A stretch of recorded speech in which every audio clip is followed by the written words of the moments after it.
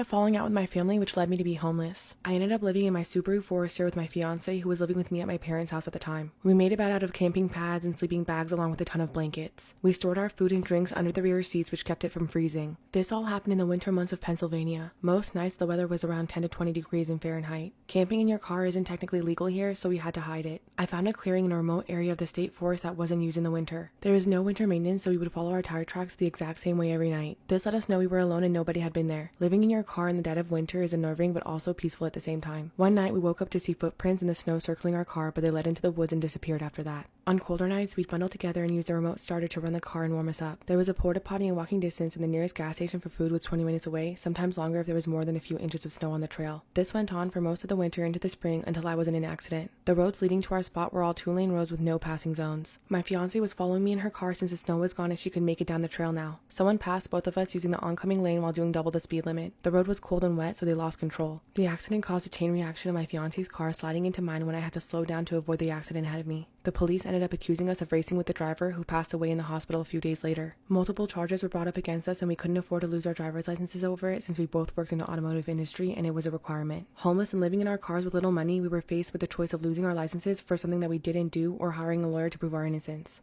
Even though we couldn't afford it, we chose the latter and had to pay $1,000 each. The deadline for payment was short and we ended up selling almost all of our possessions that we had left in order to pay it in time. They threatened to drop our case multiple times over it, which only added to the stress. My fiance's car barely survived after being in the body shop for almost 3 months. My car, which doubled as our home, was totaled. I used the insurance check to finance the car from the dealer that I worked at. I fell behind on the payments because of the lawyer fees and the lack of work in the shop. There wasn't even enough work for everyone to make 20 hours at one point. I left the shop and worked for multiple food and grocery delivery companies to support myself. My car was repossessed and we ended up sharing my fiance's car. Delivering food for multiple companies was barely enough to pay the bills. Food became a once-a-day luxury most of the time. Sometimes customers wouldn't put the right zip code for their address or take too long to buzz me into their apartment, so I ended up marking the food as delivered and keeping it. This happened once with a lady who put the wrong town, and instead of driving over to the next town, I kept it. They got multiple pizzas and sandwiches, which ended up lasting us 3 days. I'm not proud of it, but my hunger and frustration with my living conditions got the best of me. It was the only time that I ever stole anything in my life. I'm working in a motorsports shop now and doing well with it. I still have debts to pay off, but I'm moving into a trailer with my fiance this fall. This will be our first home together that's truly ours, and we're excited for it. I still deliver food, but it always makes its way to the customer now.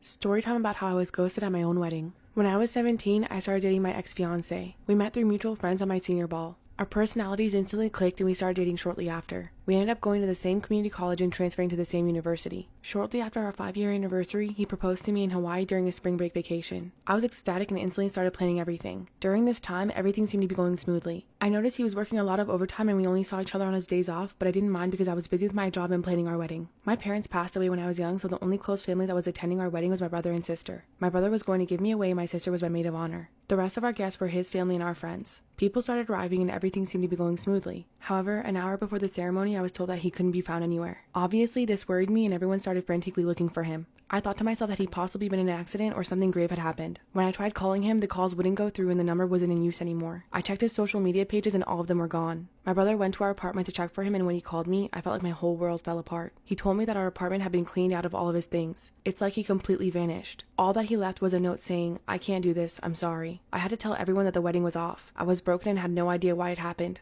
I spent the next couple years healing and working on myself, then meeting someone amazing who helped me overcome what had happened. I never thought I was going to hear from my ex again until one day I got a call from an unsaved number. Part 2 of how I was stood up at my own wedding. When I answered the call, my heart sank to my stomach hearing my ex-fiance's voice. All the pent-up anger I had from what he did to me came boiling to the surface. He begged me to let me explain why he did what he did. I told him that I need some time to think on it. After about a week, I decided that I needed closure and met up with him at a park. It was awkward seeing him again and he looked different. He explained he'd been in the closet for most of his life and always rejected the urges. That was until he met a coworker that he fell in love with. It turns out he had started cheating on me with this coworker shortly after he proposed. This explains why we almost never saw each other except his days off. It wasn't just overtime. As the wedding got closer, his coworker told him that he needs to end things with me if he wants to be with him. The night before our wedding, they met up and he was given an ultimatum. He either got married to me and they never speak again, or he left me and they could be together. He said he was torn but ultimately chose to leave me. However, he couldn't face me, our friends, or his family, so he ran. 3 months after this, they broke up and he came out to his family. He said he wanted to reach out to me numerous times but was scared and couldn't bring himself to face me until now. A lot was said after this, but ultimately, I got the closure that I needed and we parted ways. He asked if we could possibly be friends in the future, but I told him that I didn't want him in my life. I've been on a mission this last year to better my skin, and 2 products I've recently been using are the Luna 3 and UFO 2 by Foreo. Even though I don't have breakouts, my huge pores and discoloration have always been a big insecurity of mine. Growing up, I never did any kind of skincare, so I've had to do a lot of work to catch up. Lately, after removing my makeup, I've been using the Freyo cleanser and Luna 3 to cleanse all of the leftover impurities from my skin. I expected the bristles to be hard, but they're actually extremely soft and gentle. I've been using this to exfoliate my skin after wearing makeup all day. It's waterproof and rechargeable, but so far I haven't had to recharge it. I've always used my fingers to wash my face, but I can see and feel such a huge difference with this. I use the opposite side with the ridges to turn on the pulsations along with their serum to diminish fine lines and signs of aging.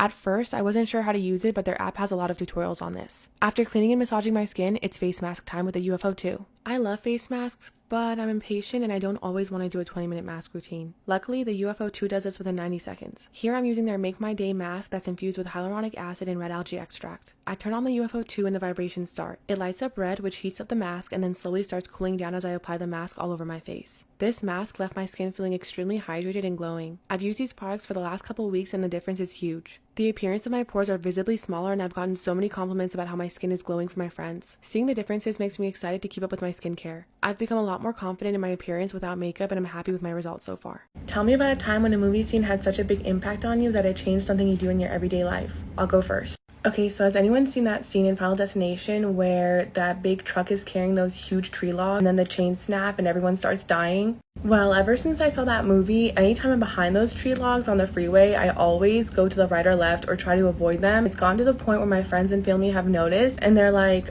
"Are you doing that because of Final Destination? You're so lame, that's not gonna happen, it's just a movie." Literally for years, they've been making fun of me and telling me that it's not going to happen, but I still have that weird superstition that it would happen eventually. It got to the point where I thought I was maybe being, paranoid, but then the other day I saw this video.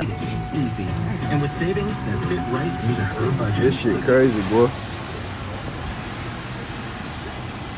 I knew it. I knew it was going to happen. I knew it could happen, and I'm glad that I've been avoiding those trucks all this time. I also avoid tanning salons because of that movie because that's like one of the worst ways to die. My mom has been sick my entire life. She had gestational diabetes that turned into full-blown diabetes, end-stage renal failure, and a bunch of other things. A number of years ago, she received a kidney and it rejected about a year ago. Ever since I had my daughter, she's been pushing me to answer her on donating a kidney so that she can get one in return. If I donate one, she gets one. Pregnancy was difficult on me and I'm still trying to decide if I want one more. In fact, ever since I had my daughter, I've had a crippling fear of death and a near crippling existential crisis daily. The problem is my mom's been smoking for over 40 years. She also has a host of problems induced by poor life choices from unresolved trauma and drug use. I don't want to put my body through the trauma of organ donation knowing her body may reject the organ again for her only to receive another 5 years. I want to live as long as possible for my daughter. Furthermore, since hypertension runs in my family, I'm afraid one day I'll need an organ transplant. The American medical system is less than reliable and I don't anticipate that if that time comes, I'll get the help that I need. Now my mom is texting me about how the kidney transplant list is 10 to 12 years long and asking how she could be there for her granddaughter without a kidney. Even if she were to get a new kidney, I don't expect her lifestyle choices to change. Honestly, my fear is that I'll put my body through this organ donation and she'll either die from lung cancer or her body won't be able to handle the trauma of another transplant. I hate to put it this way, but I feel like my mom squandered her first transplant. She made 0 life changes, still smoked, ate terribly, and never exercised. I'm afraid she'll end up doing the same thing at my cost this time. I feel that if I don't donate of my own free will, I would be doing it out of obligation and would be resentful because my mom would not change her lifestyle. However, I fear if I tell her no, she'd be resentful of me. I don't know what to do or say. Story time about how my sister and I got stranded in the middle of a lake. My dad was really sick from short bowel syndrome and was going to be in the hospital for a long time. One summer, he was having surgery, so my sister and I went to stay with our grandparents. They lived near a lake and we'd always go tubing with my grandpa. One morning, he asked my sister and I if we wanted to go on the boat. On the way there, he warned us that the currents would be a lot stronger than what we were used to, but my sister and I would swim all the time, so we weren't too worried. When we got there, we would always go to the beach area first to swim, and then we would go to the middle of the lake to tube and swim in the deeper parts. The currents ended up being stronger than what we thought, but it wasn't really concerning, so we put the anchor down in the middle of the lake and started having a great time. This is when my grandpa decided to jump into the water too. However, instead of jumping off at the front of the boat like my sister and I were doing, he jumped off at the back and the current started to pull him away. My sister immediately jumped into the water with a rope to try and get him, but he had already drifted away. I tried to flag down other boats for help, but it took about 15 to 20 minutes before anyone came by. Thankfully, this man and his son came to our rescue. The son got on our boat to try and get us back to the docks while his dad looked for our grandpa. Later, we found out that our grandpa had died from a heart attack in the water and there was nothing we could have done. Our grandma couldn't have us around afterwards since she was going through the loss of our grandpa. We ended up staying with some random family members that we didn't even know. It was all unexpected and our dad was the most broken up about it since he couldn't attend the funeral. It took a long time for my grandma to heal, but the funeral was beautiful and we were really thankful to those kind people who helped us on the lake that day.